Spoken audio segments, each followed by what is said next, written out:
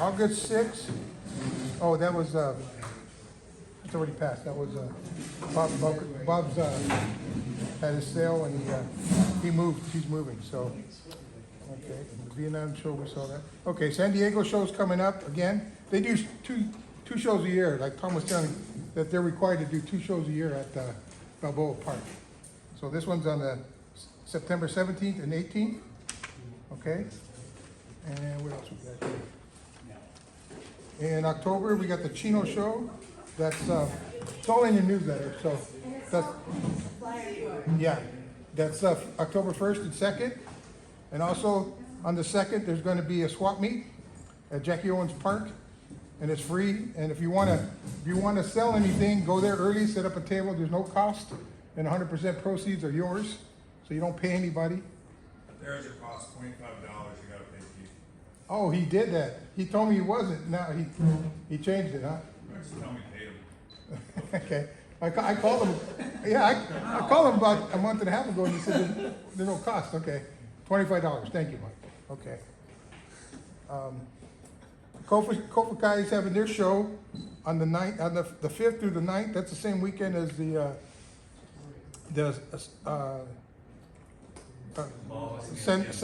Centinela show, and also the Canal Valley show. So we got all kinds of shows coming up here. Okay, and then Pacific Bonsai Expo, that's coming up November 12th and 13th. And then our show coming up January 21st.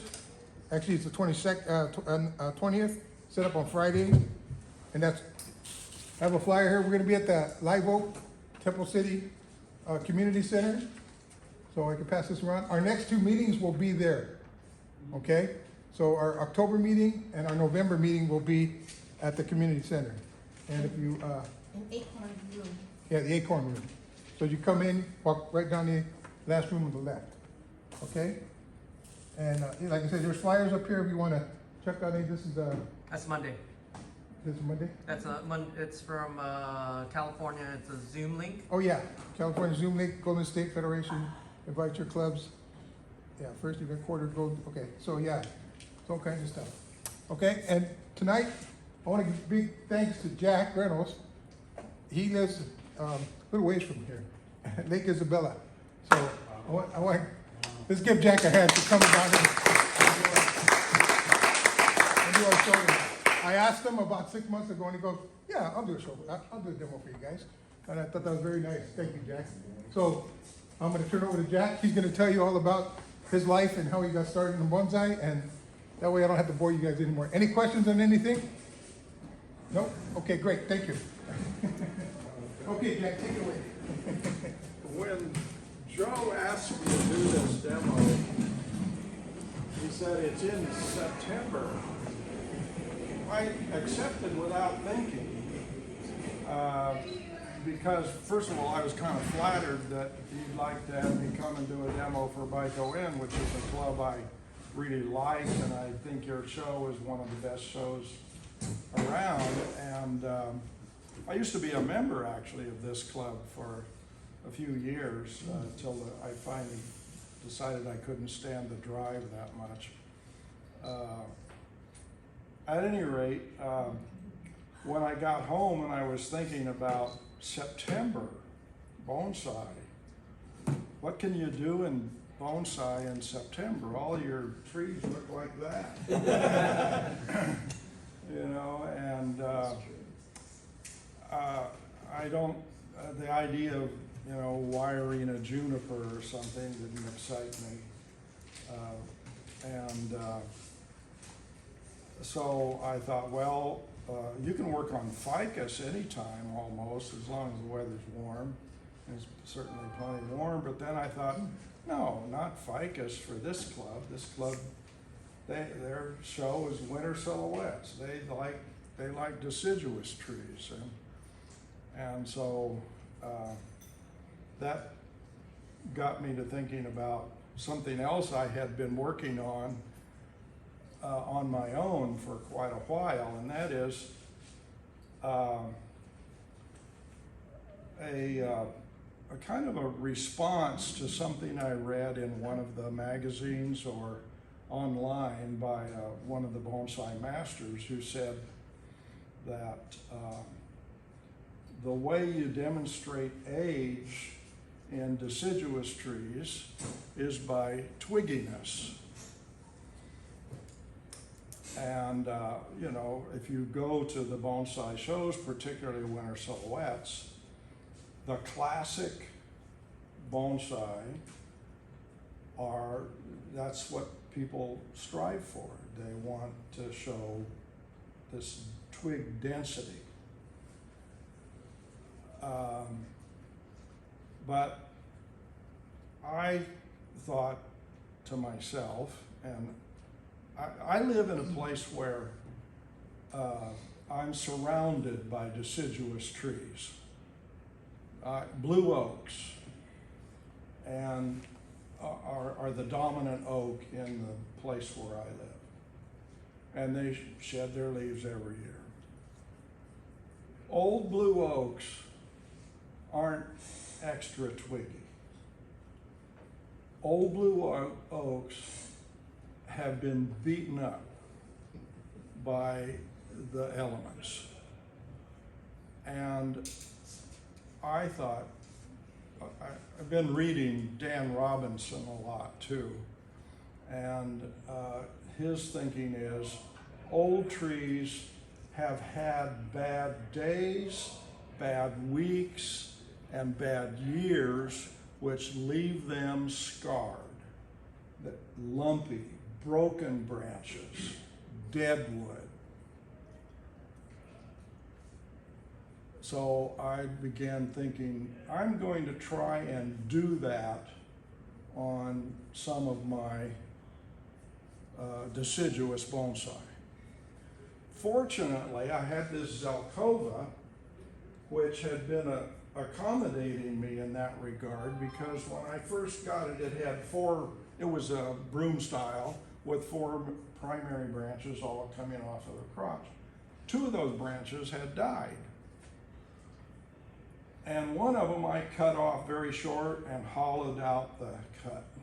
The other one I cut off, leaving a stub about so long, because I thought it might resprout, but it didn't. And I brought it to this club, actually, for a workshop with Jim Barrett. And we discussed the tree. And he noticed this dead stub that was sticking out. He said, "What do you think about hollowing that out?" And I had thought about it, but I thought, well, you know, this deciduous tree, you're not supposed to have a lot of dead wood on deciduous trees. That's the classic thing. But I liked the idea. I'm going to do it anyway. So I started hollowing it out. And so now we have it right here. But this tree has other hollows on it, which I have allowed to heal more or less naturally, so that the scars and the hollowness show their features of the tree. Unfortunately, where I live, it's very dry, and Zelkovas don't get as twiggy as they do in Japan, where Ted Matson, I talked to him about how do you get twigginess in a Zelkova, and he had been to Japan and had seen what they did, and he said what they do in Japan is they grow the trees in polytunnels, and they keep the humidity very, very high in there, and that promotes the kind of twigginess that you see and love when you look at one of those, you know, finished Zelkova bonsai. Well, the relative humidity in my area is frequently under 15%, and you just cannot get it humid enough to produce the twigginess that Zelkova bonsai are supposed to have. So I said, okay, I can't do that. I'll have to think about the other options. And then the question of art came into my mind. I think bonsai is an art. It's a fine art, like painting and sculpture and music. And once I began thinking of it that way, it freed me up to experiment. So I began experimenting with creating deadwood features on deciduous trees. And I went around my neighborhood and took pictures of things and stuff. I won't bore you with any pictures tonight, maybe another time. So these trees are a couple of my experiments. I grow a lot of root cuttings, and this is a root cutting that I started in 2014, and it's root from here to here, and then we get the branches. My first idea with this tree was to cut the main top off. It was up to here before, and I cut that off, and I hollowed it out a little bit, but I forgot about something, and that is that the vascular tissue in a root is organized differently than the vascular tissue in a stem and a trunk. If you go home tonight, get a carrot out of your kitchen and cut the carrot in half. That's a root. The carrot is a root. You'll notice it has a core. That core is where the vascular tissue is. And the cambium that produces that vascular tissue is at the edge of the core. The tissue that's outside of the core is mainly just storage tissue for starches and other nutrients that the leaves produce and move down there. So what appears to be bark here isn't really bark. It's dried up storage tissue. Parenchyma is what botanists call it. I'll try and not bore you too much with the terminology, but the core of the root is called a stele, and it contains xylem and phloem and is surrounded by a thin rind of cambium. And that cambium is what produces all of those cells. The xylem, the phloem, and the parenchyma that is outside of the cambium. So when you drill down into there and think you're hollowing out a stem, you're not. You're hollowing out a root and you're killing the core of the root. So I had to stop. Once I got in there, I thought, uh-oh, you're gonna be in trouble if you go any further, so I had to stop. But I still wanted to create some deadwood. So this is my experiment. I killed one branch and I ginned it, and I have another thing I have noticed is that deadwood in trees that live at low elevation doesn't bleach out white. Like you see if you go up to the bristlecone pines, you'll notice that those trees are bleached out light yellow. But at that elevation, the ultraviolet light is very strong. The winters are very cold, and there's the deadwood is sandblasted and blasted with ice crystals, which keeps it clean.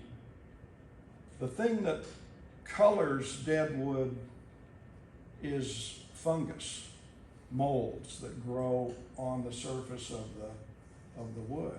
At low elevation, it's moister, warmer, and wetter. There's less ultraviolet. And so in low elevation, 3,000 feet or 5,000 feet down to sea level, it's difficult to get wood to bleach the way it does at 10,000 or 12,000 feet.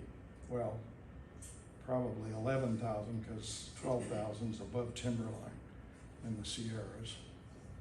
So I thought if I want an authentic color for the deadwood, I've got to make it gray. And so when I treated this with lime sulfur, I added quite a bit of India ink to try and darken it up. Yeah, Joe? When you drilled out, and because you killed it out, did you reseal the inside of that? So No. So No. okay. So it's not gonna dry rot away? No, it'll be fine the way it is. And it's just gonna grow. What will happen is the tree's gonna continue to grow, and I'm gonna have to do some styling to bring this back over here a little bit to get a more rounded silhouette. Another thing I've noticed as you drive around looking at deciduous trees in the foothills of the Sierras is first of all, they're far enough apart that it isn't really a forest. It's what we call a savanna. And in that environment, the dominant form, the dominant silhouette is just a round tree, a nice round tree. Which is fine. It's fine. So, tonight, what I'm going to do is I'm going to take this Catlin elm, and you'll notice that it's already had something drastic done to the top. I bought this tree a few years ago from Bob Pressler. And I bought it because I liked the top. I wanted to air layer the top off.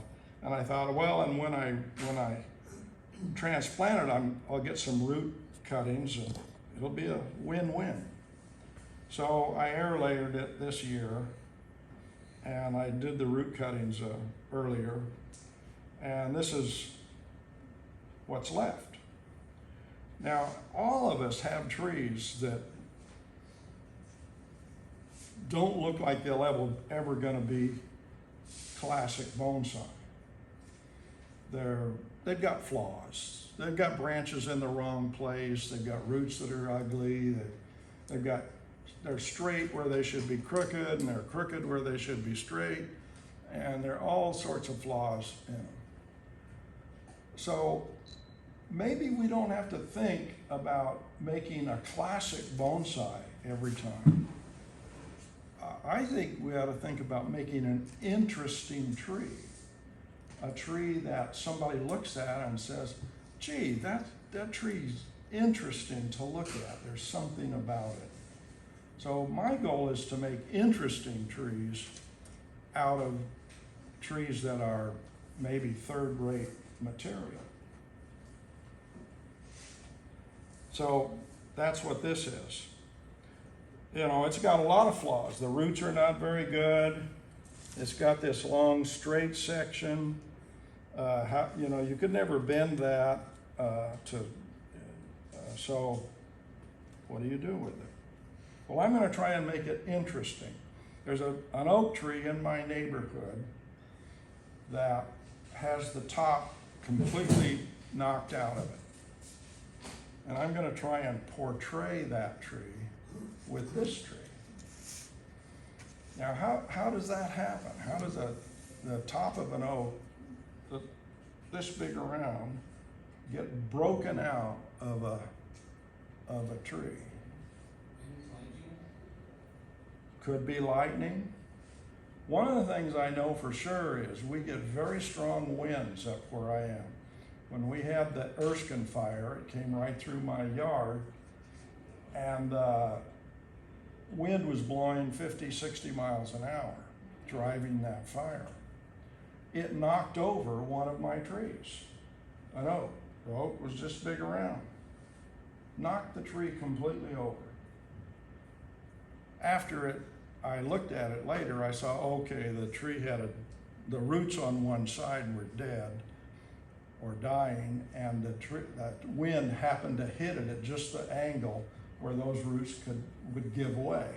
So that's why the tree fell down. The other thing is, deciduous trees develop, when they're leafed out, they have a huge crown on them, which is a huge sail. And a strong wind can grab that sail and break the branch or break the top of the tree. And I think that's what happens a lot. I talked to my nephew, who's a tree trimmer, he has a tree trimming business in Oregon, and he talks about ice storms up there, which load up the branches of the trees and break them off. Now, I don't think we get ice storms of that magnitude at Lake Isabella, but maybe maybe in times past it did happen, but I don't know. But there are factors in the environment that can break an oak tree that's a foot thick. And I've seen it, so I know it happens. So my task is tonight to create an interesting tree out of this.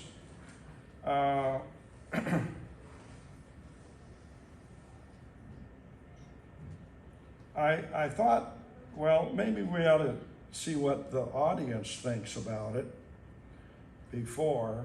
What I'm going to do is I'm going to cut this off at some point and hollow it out as if the tree had died, had the top broken out, and time has passed, maybe 50, 60, 100 years, and the break has rotted and is now hollow. That's the goal, okay? So the question is, where do you want to break it?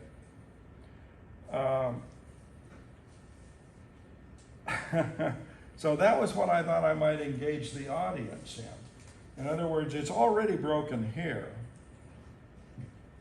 And then we have these two branches, here and here, which are obviously a flaw. It's a bar branch situation. So how many of you think that the hollowing should maybe start where I've already made the cut? Anybody? Okay, good. It shouldn't be there, in my opinion. Yeah. What do you envision as the finished crown to look like? Pardon? What do you envision the finished crown to look like? Well, Because I think that plays a factor in. in my view, this is going to be the tree. The tree's going to come from this branch. Mm-hmm. Okay? It will not have a normal crown. But if you're asking where we should break it, my question is, kind of how do you envision? Because once that happens, Okay, the tree grows up around it and creates a new crown to replace what's been lost. Yeah, okay, yeah, I see where you're going with that, right. Okay, you've been thinking about it. All right. You don't want the break point to compete with the crown. So it's got to be shorter than the crown. So my thinking is you're going to have to do it down here somewhere. You have to decide if you want to save this branch as a live branch, or you could save it as a gem, or you could cut below it and not have that problem or that opportunity, however you want to look at it. I've vacillated back and forth about it, and my opinion, my own artistic opinion is the cut should be below this branch, and the gin should be about maybe an inch long or 3/4 of an inch long here. And then this becomes your tree. Jim? Yeah, Is there any reason why you have to make that decision at this time? Can't you just grow? yeah, it? that's the demo. If I say not to do it, then I just pack up and go home. No, don't do that. I'm good till 9:30. In a normal situation, if you were under the pressure of a demo, could you wait to make that decision? If I'm under the pressure of a demo, I'll make a decision. It may not be the right one, but I'll make one. So if you weren't at the demo with that tree, what would you base your decision off of? Is it seeing how it takes over, or would you maybe carve part of it and see how it responds and then go further later? Yeah, you could do that. And that actually is an option. In other words, we could leave this branch and just kill it and chop the trunk maybe 1/2 inch above that branch or at the same level as the branch, and then hollow from there. And then if whoever wins this is in the raffle tonight, so somebody's gonna win this tree, and then you're stuck with the decision. But think, bonsai is an art. You don't have to follow all of the classic bonsai rules. They're guidelines. They're not engraved in stone. They're guidelines. And your teachers have been teaching you the basics of how to, wire a tree, prune a tree, transplant a tree, choose a pot, all of that kind of stuff, according to a set of guidelines that are mainly coming from the traditional bonsai artists of Japan. But that, you don't have to follow those rigidly. Bend them a little bit, maybe break them sometimes in the name of art. You have an idea, you carry it out, and if you don't like it, okay, it didn't work. But you're doing an art form, and art evolves. Think about going to an art museum and you look at paintings and a nice landscape over here, everything looks beautiful, a landscape, and you just come in and see a thing by Picasso, or think how different Picasso and Moreau are. They're both great artists. It's great art in each case, but they're very different, and it's a matter of your artistic taste, your artistic decision as to how the tree should look and come out.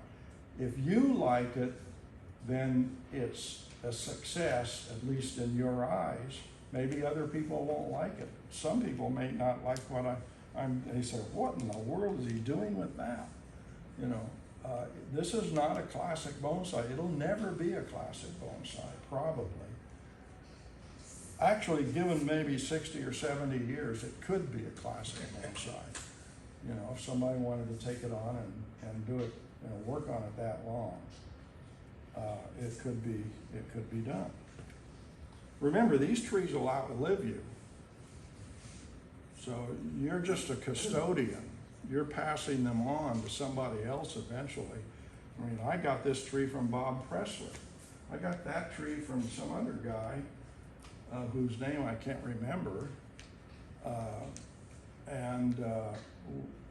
I'm not going to live forever. That tree's going to go to somebody else someday. And this one too. All my trees are going to go to somebody else someday. And so we all have trees that were started by somebody else, and we're the custodian at present, and then we're gonna pass that tree on to somebody else in the future. So I think in the interest of being, how should we say, conservative, not too radical, I'm going to save this branch. And I'm gonna cut the trunk at just the level of the branch approximately. This is a Catlin elm, and so the leaves are naturally small, and these trees tend to hang on to their leaves a long time. They don't drop them in the winter very rapidly. So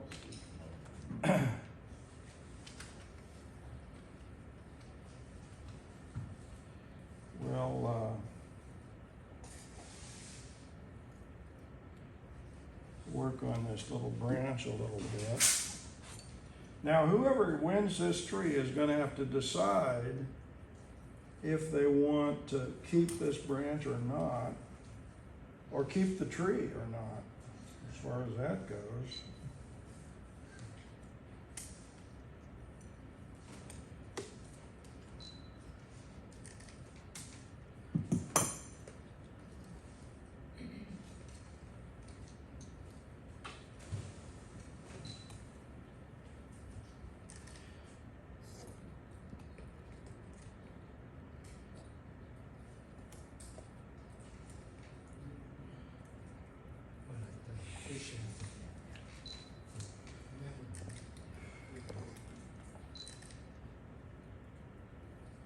If anybody has a question, don't hesitate to ask, and I'll try and answer it. If I don't know the answer, I'll try and make one up.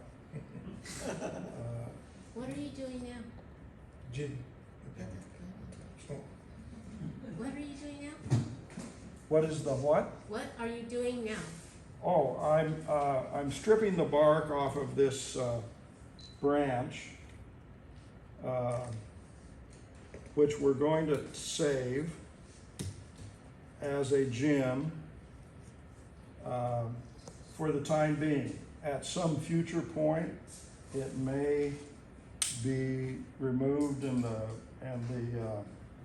hollow trunk may be shortened, but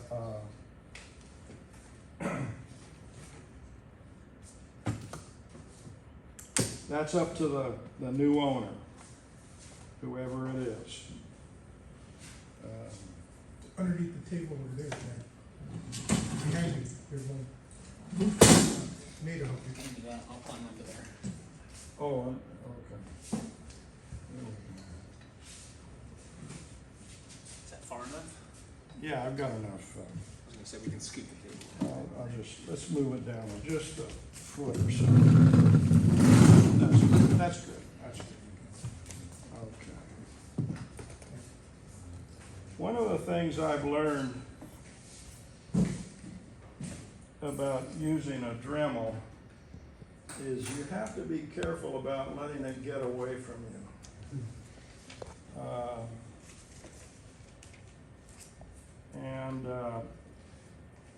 Elm wood is very hard.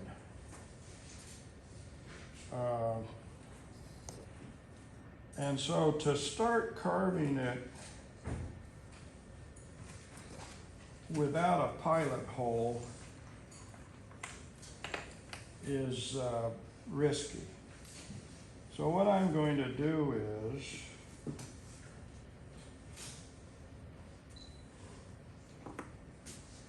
I'm going to create a pilot hole here. Well, I think I've got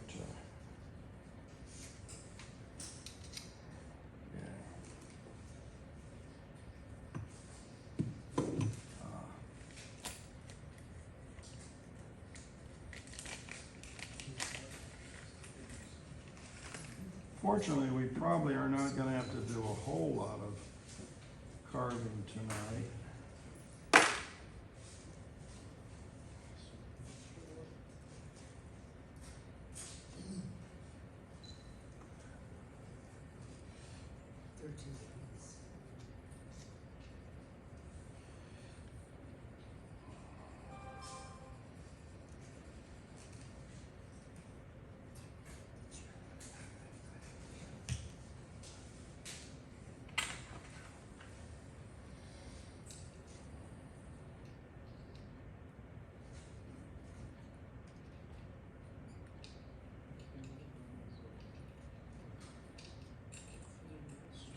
Someone asked me, how did you get started in bonsai?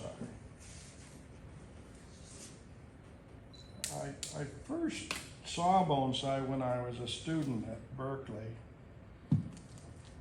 And I sort of admired him, but I didn't do anything beyond that. And it wasn't until I got into grad school and my neighbor was doing bonsai, Sam McCall. I was really kind of curious because I'm the biology major and he's a physics major working on a PhD in laser physics. And he does bonsai and I don't. But I was impressed by his work and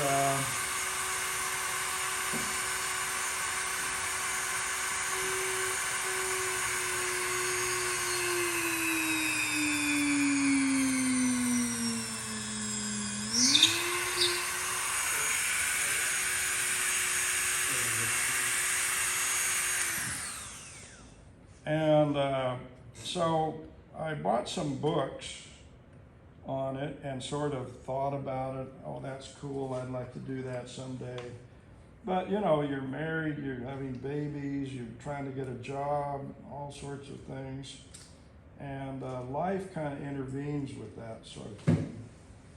And so life intervened and I didn't actually do anything about it till the mid-'80s, and then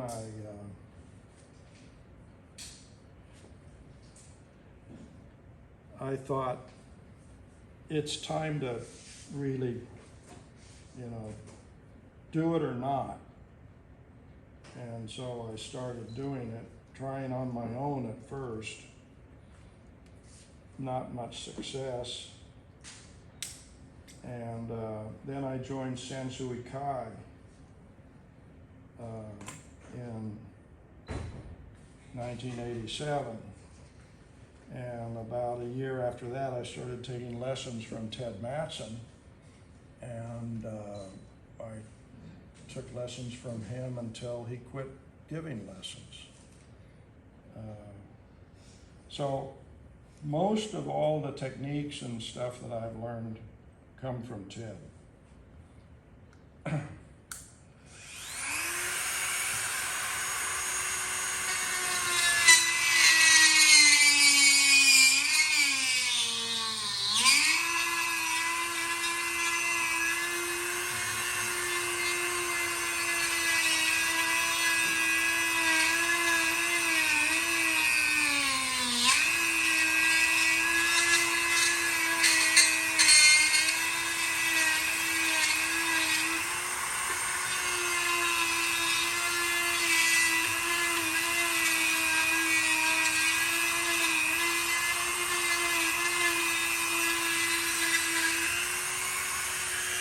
I have an idea.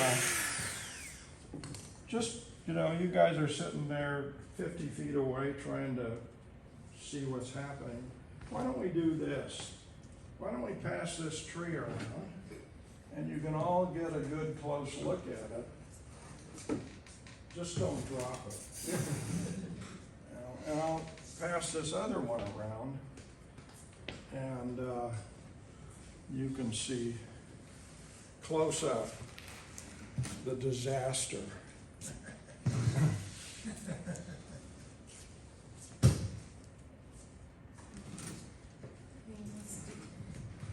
And I'll grind away, and if anybody has a question,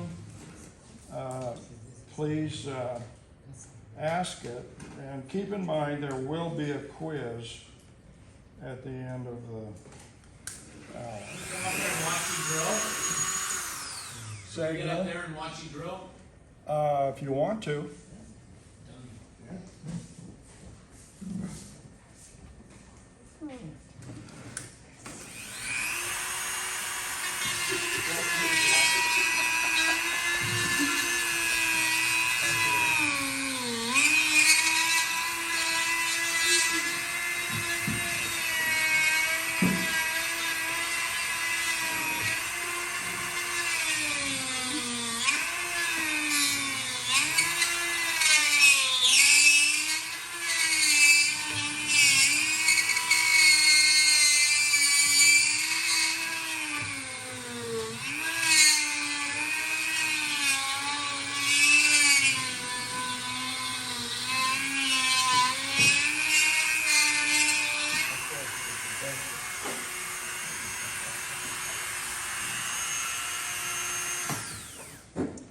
Now, Drilled the whole core out.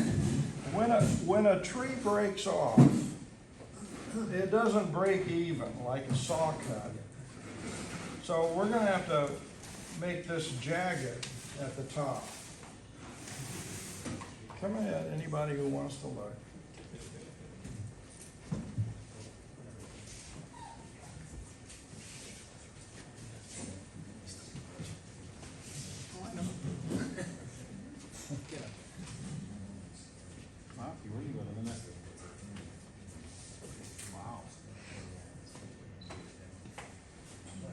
Now, you have to think, we're trying to portray 100 years of rot, 50 years of rot.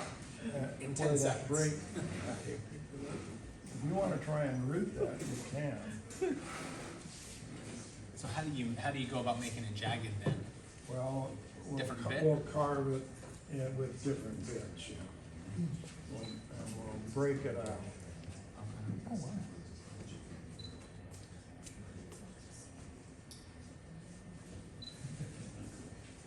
I'm sorry.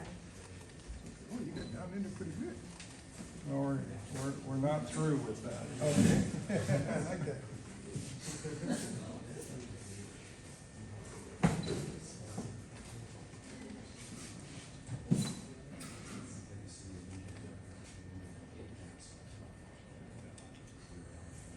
You done? Yeah.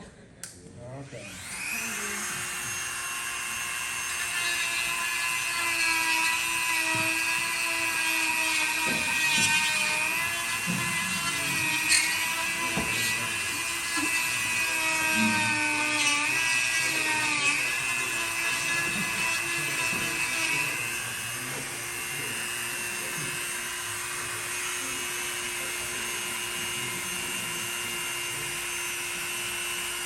So, when a branch breaks, a big one like this, it's gonna break off, but it's not gonna be even. It's gonna be high on one side, low on the other side. It's gonna have a jagged edge and a jagged edges most of the way around.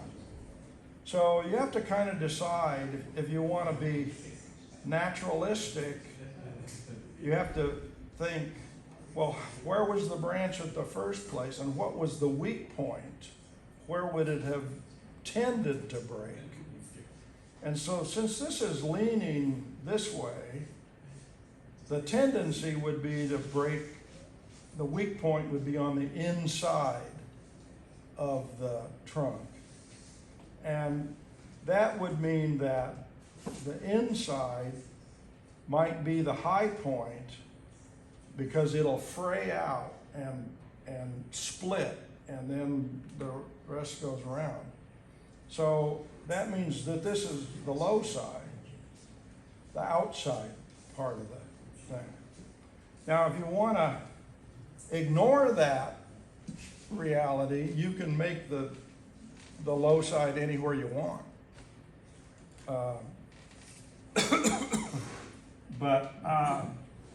for now, I'm gonna make the low side on the outside.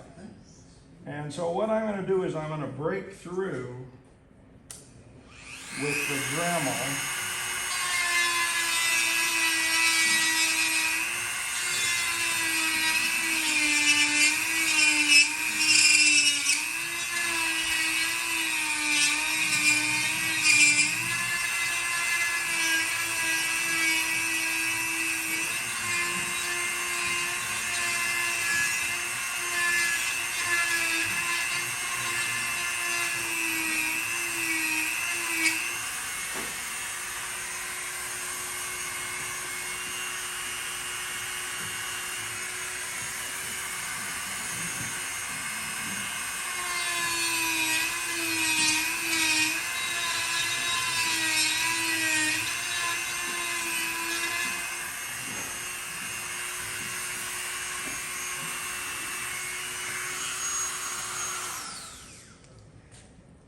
If you were to do this again, would you ever consider just using a pair of pliers and pulling the bark off? Yes.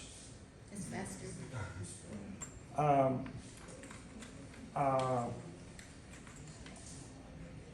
you can do that.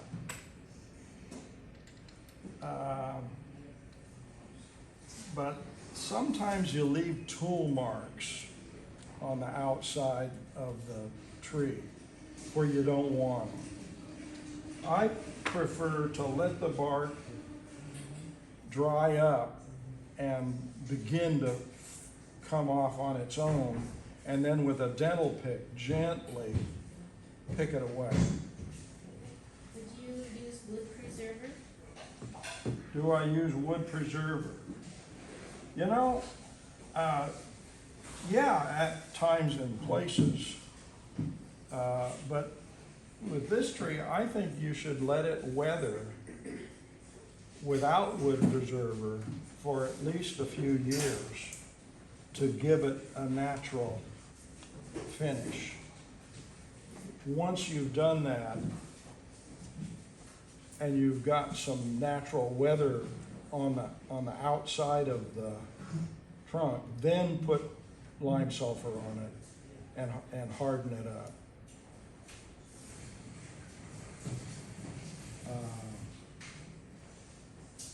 Let me see, I'm looking for this guy.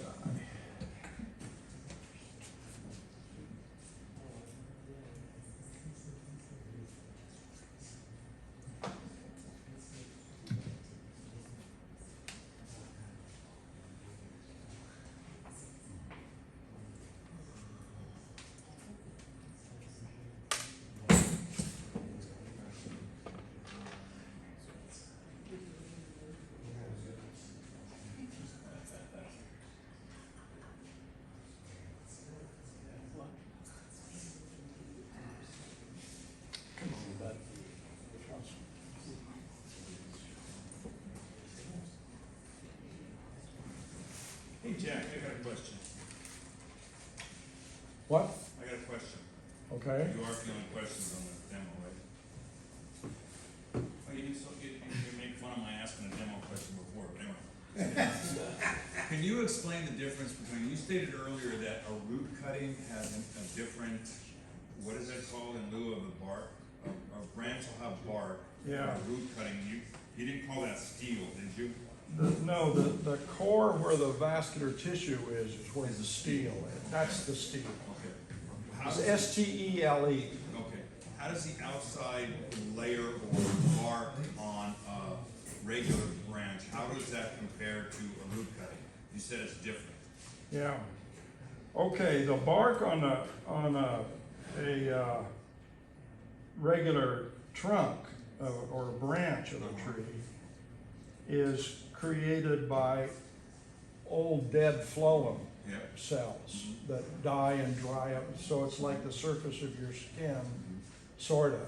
Now, some trees have two layers of cambium. They've got an inner layer which produces the xylem to the inside and the phloem to the outside. And then outside of that, they have a cork cambium which produces the bark.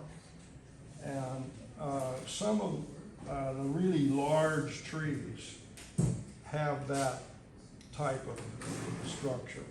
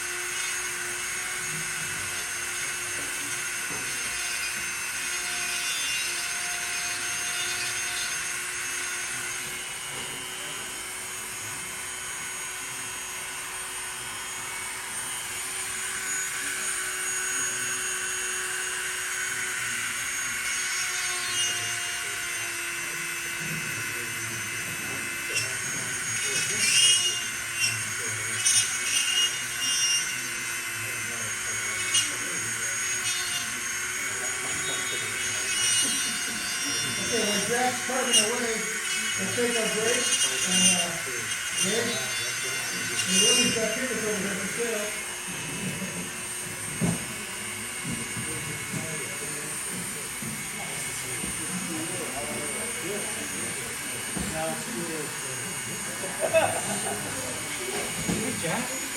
Sorry, I missed the first half of your demo. What's that? Sorry, I missed the first half of your demo. It's a variety, We're trying to create age and deciduous craving. huh? You know, we have this, oh, that's neat. Jack, would you like a snack? You know, I think I'll just have this water. It's right here. You had it over there. Oh, you saw you carved that out. Yeah. Actually, there's a lot more carving than you can see. Because, of course, it's got all the branches on it. There's this here. And those two come together. Oh, and drain out here. Down here. There's more water in there. Now, my eventual idea is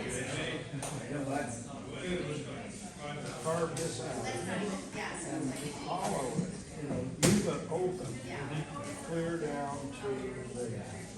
Oh, okay. Kind of go in quite a bit.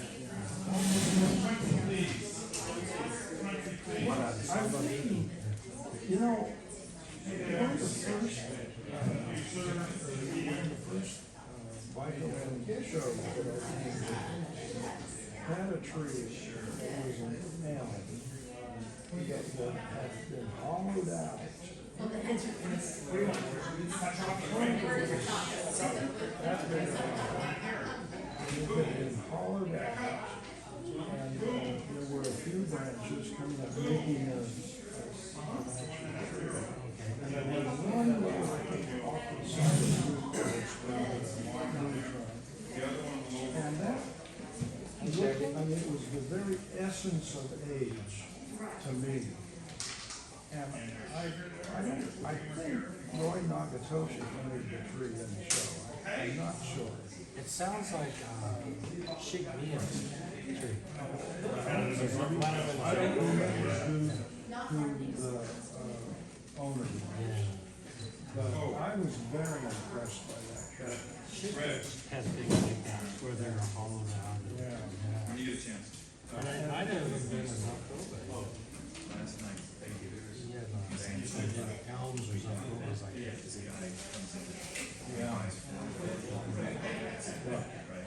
think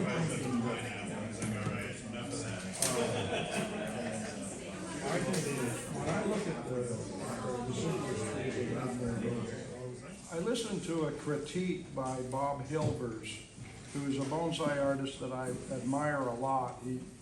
He lives up near Visalia and Fresno, and he was active he was president of GSBF for a year, or for a while. I don't know what the term is. Actually, it's not a term, it's a sentence. Anyway, he was sentenced to be the president of GSBF. And, well, I can say that because I was a trustee for a while, for 3 years, and so I know what it's like. But anyway, Bob has a broad knowledge of bonsai and kind of an interesting philosophical mind for a cop, an ex-cop. And he said that bonsai as an art has a spectrum of possibilities. On one end, it's very naturalistic.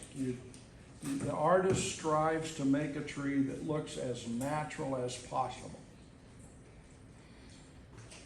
I remember Michael Hagedorn he wrote a book on his early years of training, and in that book he said, in his view, the perfect bonsai was one that you could not see the hand of man. It would looked entirely natural. So that's one end. And the opposite end of the spectrum is an abstract tree. A tree that is clearly a tree, but it's not a tree that you would see in nature. It's an abstract of a tree. And so the artist has to decide where on that spectrum they're going to be with their tree. Now, some trees lend themselves to the natural look better than others. So that's why junipers are so popular, one of the reasons. They have such small leaves. See, the artist is trying to trick the viewer into accepting that this little thing here is a tree. It has to look enough like a tree to convince the viewer that it is a tree, or at least get them to get past their natural tendency to doubt what they're looking at, or criticize what they're looking at. Think about a painting of a tree.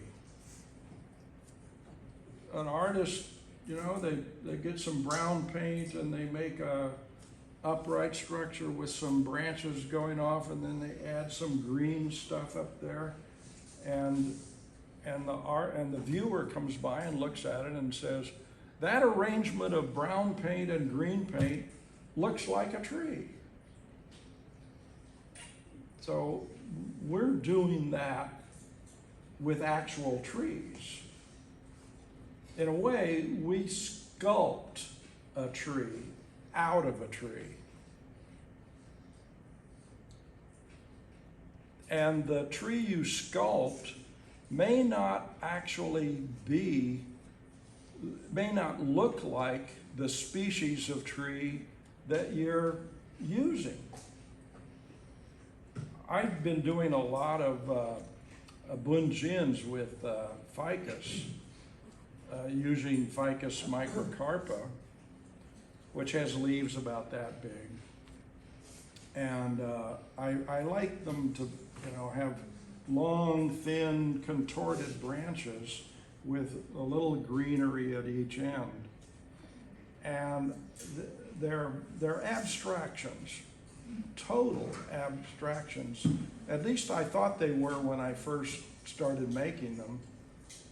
But I liked them. I liked the crookedness and the texture of the bark, and with a bunjin, it's all curves and a few branches and very little greenery. Anyway, I thought I was making abstract trees, and then I started in the heat taking walks up the mountain from where I live, about 5,500 feet at what we call Alta Sierra. And I was walking along up there, and it's all sugar pines and incense cedars and ponderosa pines and manzanita. I walked by this manzanita bush, and I looked at it and I said, that looks like my bunjin ficus. The leaf size is the same. The skinny, crooked branches are the same. But of course the bark, with manzanita, it's that mahogany, beautiful, smooth, beautiful mahogany color. And the ficus isn't just not quite there. But I discovered that my bunjin ficus look a whole lot like little manzanitas, which, it's a natural tree. So I don't know what I'm doing, but I'm having fun doing it. And the idea is to just let your creative juices flow and play with the tree. If bonsai isn't fun, then you shouldn't be doing it. It's got to be fun. At any rate, different artists are trying different things, and I think it's important for everybody to be a little bit aware of the breadth of the bonsai community. I've been taking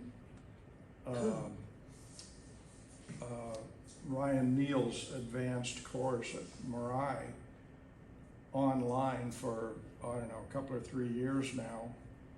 And he's doing things that are different. He does a lot of what you might call classical bonsai. Mostly he does that. But he branches out once in a while and does something that's completely off the wall. I watched a program he did where he made a bonsai out of an aloe.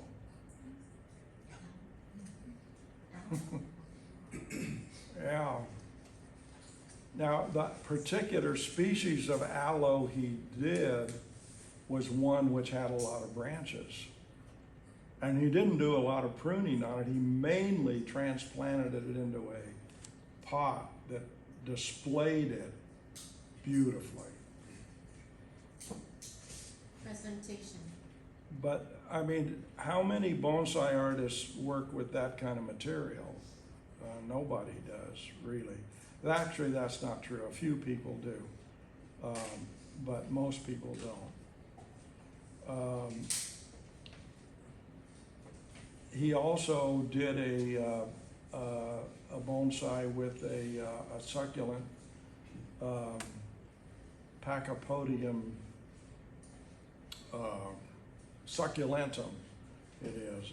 Pachypodium is, if you know anything, if you know them, the genus is known as a Madagascar palm, common name, Madagascar palm.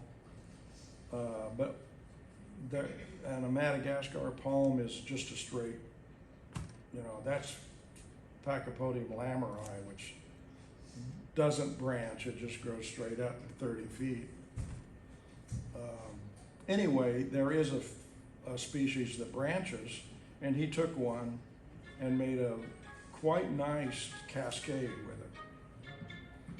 So I think we need to be thinking about other material than just the classic material of elms and pine, black pines, white pines, red pines,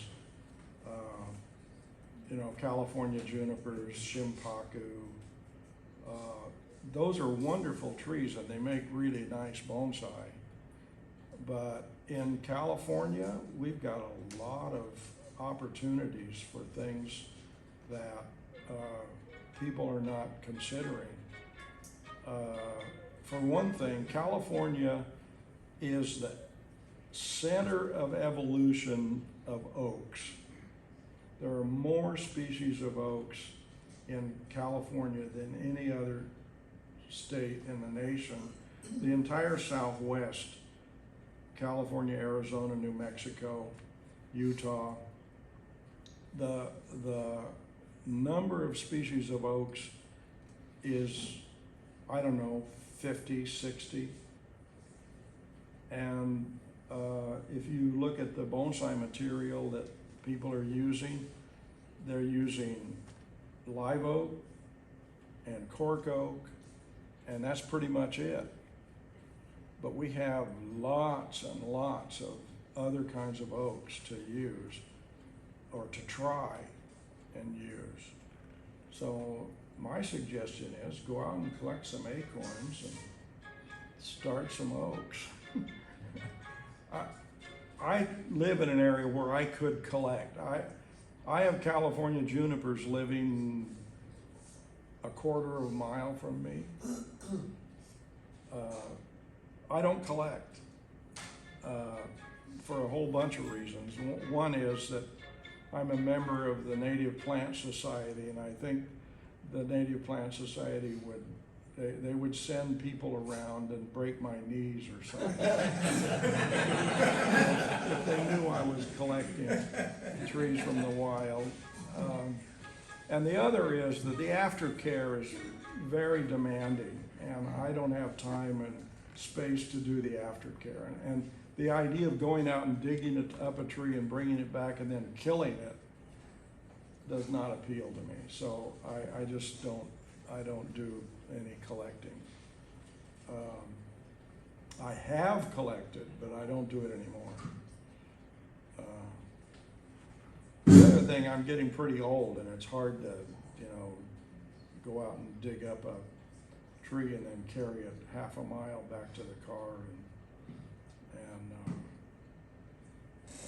That's why you drive up to it, dump in the car and drive home. Yeah. But I am collecting some acorns, and I'm going to start some blue oaks in regular bonsai mix this year. Well, I'll add some oak leaves to it for spice. And so maybe in a year or two, I'll have some little blue oak seedlings that'll be interesting to work with. I teach bonsai at my house, and I have 4 students right now who come pretty regularly, and one of them is pretty good with native plants. She was or worked at a native plant nursery for a while, and she came in the last class last spring with a blue oak in a 1-gallon pot, and it was a perfect little seedling about so big. And we'd put some wire on it and put some curves in there. And that's the time to do it. Do it in the first year or the second year. Do it when they're little. And then those curves are set and they'll last forever. So anyway, we put some curves in it, and when it was done, it was a really sweet little tree. And I just hope it didn't die during the heat wave we had up here, or up there. But I think people should start trying to explore and use other material than the traditional material. We live in California. We can grow trees that won't grow easily in a lot of other places. And I think we should take advantage of that and try and expand the experience. The other thing is styling trees. How many of you saw that tree that David DeGroot did that was on the YouTube? The cubic tree. You know, it's all right angles. You know, you're not supposed to have right angles in a bonsai, but the branches are all right angles, and it's impressive. I love that tree. He used a hinoki cypress, and he picked it up in a sale somewhere. It was all bushy, and he didn't know what the interior looked like. He got it home and started cleaning it up.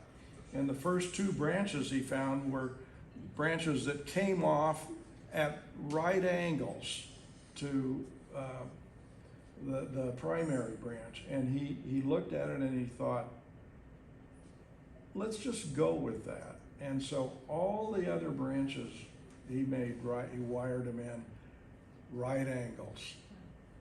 And it's a really interesting tree. So you don't have to make a classic tree every time. I think it's better to make an interesting tree than a classic tree. One that grabs you a little bit and makes you think. For another thing,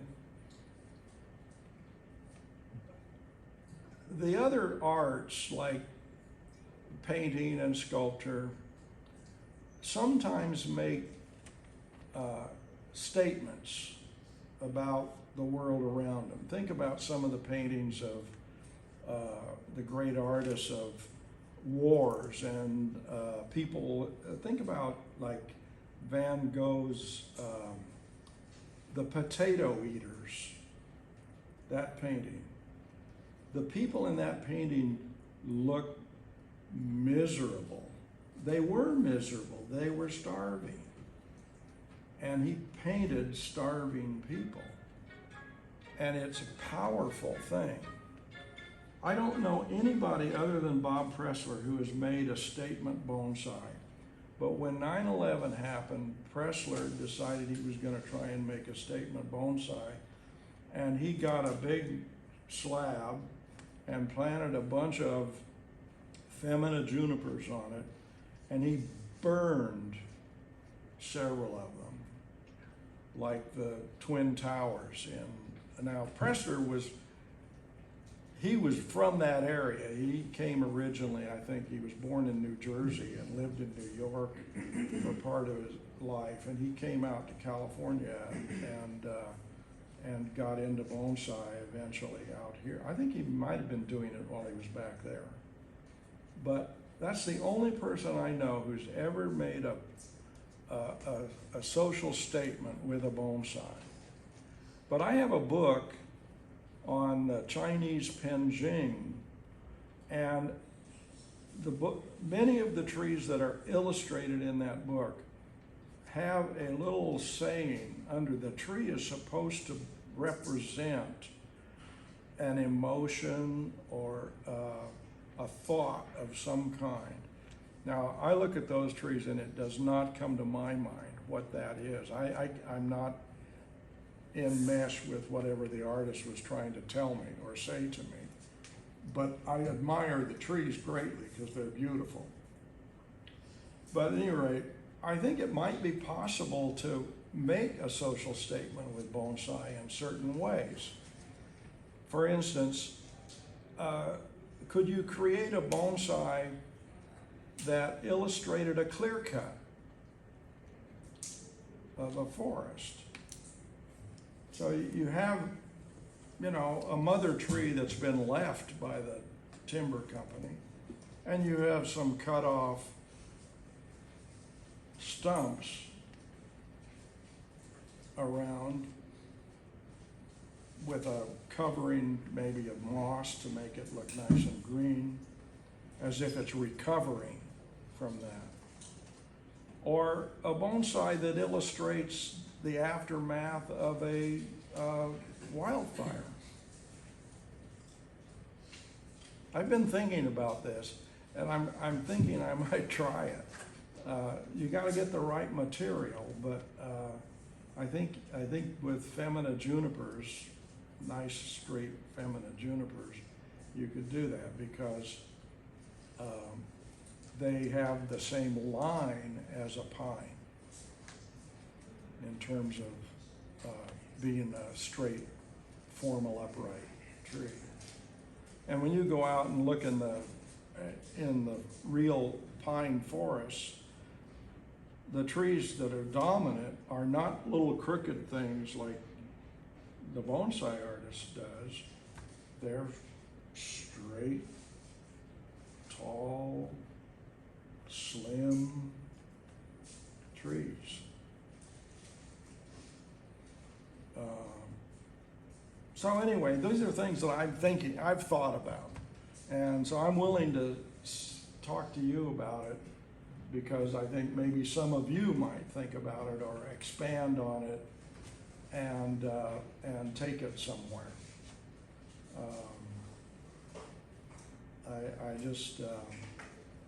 I think bonsai in this country needs to ease itself out of the Japanese tradition. I was reading an essay in a book my daughter gave me, and the author was talking about how a jazz musician is educated, what it takes to become a jazz musician. And he said there are basically 3 levels to the process. The first level is you learn your instrument, maybe the saxophone or something. So you have to learn the fingering and how the instrument works and how to maintain it and stuff like that. And that's what we do when we're beginning in bonsai and we're learning how to prune and wire and things like that. Then he said the second level is once you've learned your instrument, you have to learn the traditional music that instrument is used to make. So you would learn the standard, songs or music that the saxophone was used for. Once you had mastered that, then you can go beyond. And that's the jazz musician.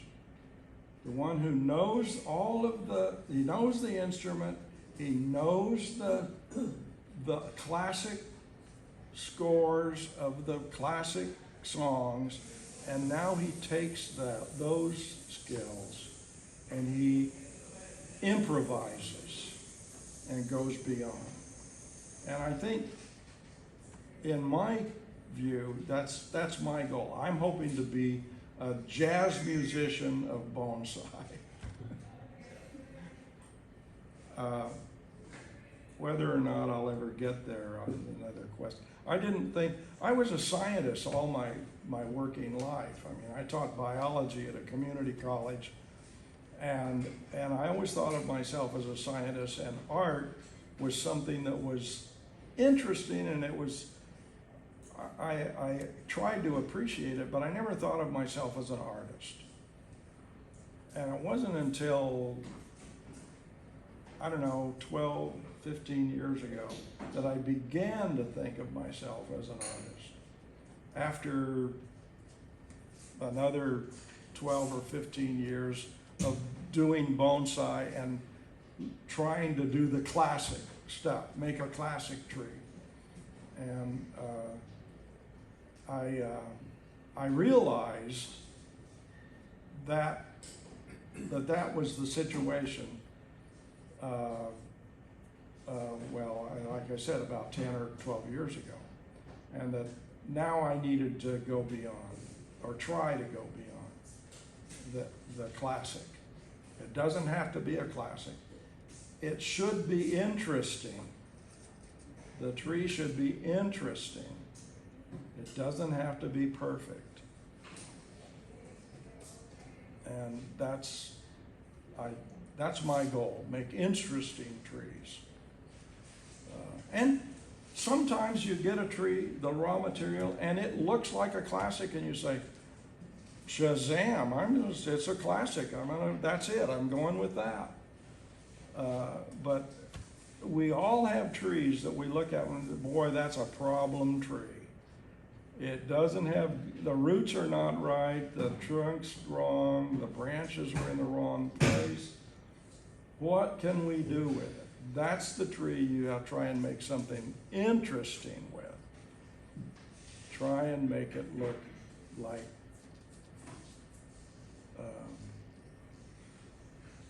something good. I was in another critique at the convention, the different convention, not the one where Hilvers gave the talk. This was Bill Valvanis. And Valvanis was going around, and I was listening to him, and we were looking at these trees, and there was a juniper there, which was a classic. It was a really nice classic California juniper, and I stuck my nose in and I said, I'm having a hard time trying to figure out what forces of nature produced that particular style of that tree. And Valvanis put me in my place. He said, we don't make natural trees, we make bonsai. We make bonsai.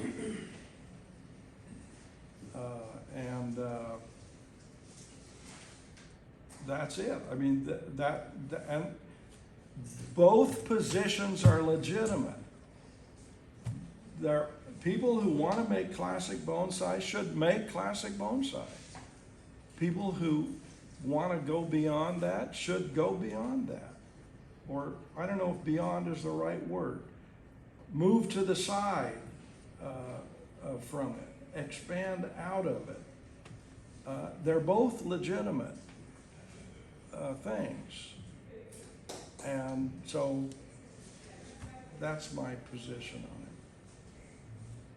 it. And so I'm retired. I have an income. I don't have to worry. I'm not making a living doing bonsai. I do bonsai for fun.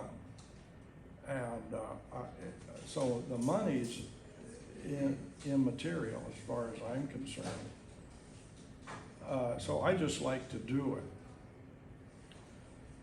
But there are people who that's their living, and they want the classic stuff mostly, I think, because that's what the average buyer wants, the classic stuff. And that's fine. That's fine. But I have the luxury of keeping a tree that would be thrown away by the normal bonsai grower because it's junk. But I have the luxury of saying, well, I don't think I'm going to kill that tree. I'm going to keep it around and see what happens. Play with it. And I don't need to turn it over. I just keep a tree for 20 years and look at it. I hope I have a tree that I can look for 20 more years. Okay.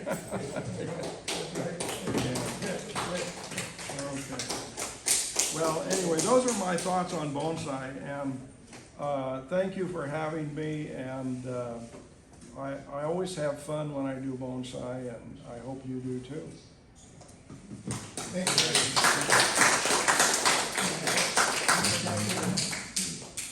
We're gonna have you pull the tickets. Oh, okay. No, get the tickets, yeah, get the tickets in.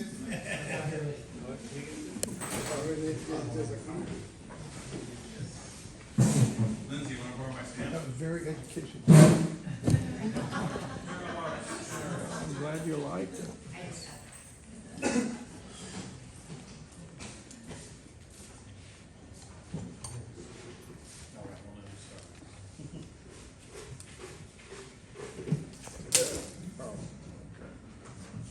No harm.